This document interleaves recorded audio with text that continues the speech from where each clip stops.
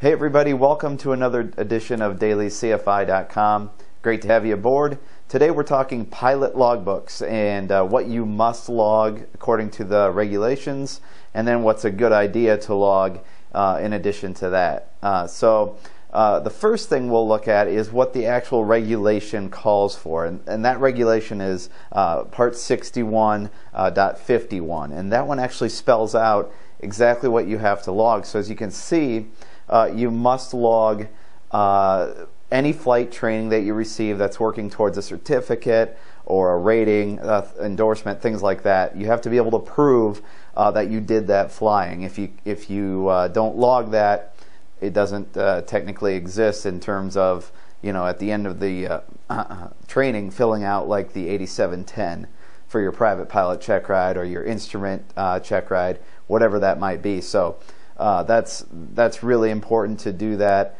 And then also you want to log anything that shows that you have recency as a pilot, the currency that we always talk about, your 30 takeoffs and landings within 90 days, your flight review, things like that have to show up in your logbook so that if there is some sort of issue down the road, you can show the FAA that yes, I had a flight review on June 11th of 2011 or whatever it is. So very important to do. In addition to all of that, though, it really comes down to kind of taking care of aviation as a hobby for you. So you don't just want to log the minimum requirements, although that gets you by. You really want to log everything that you can. It can be a little tedious, but most pilots don't fly enough that that's really an issue.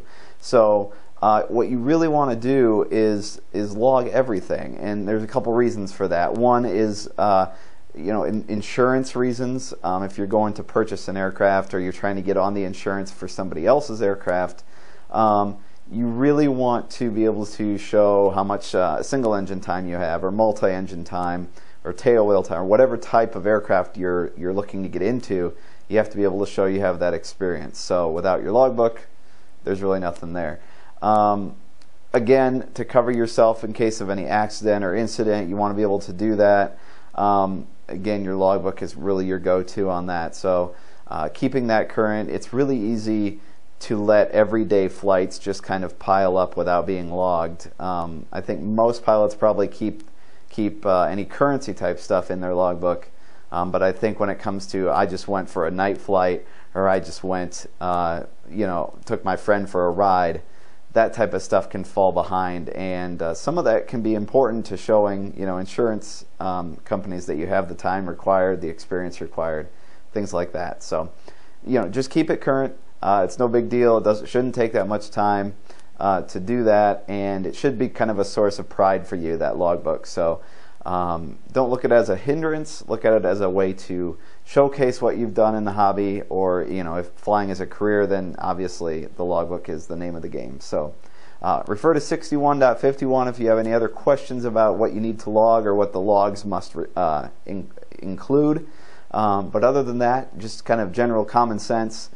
Keep that thing updated. It's going to help you out in the future one way or the other. We'll see you again tomorrow for another edition of dailycfi.com.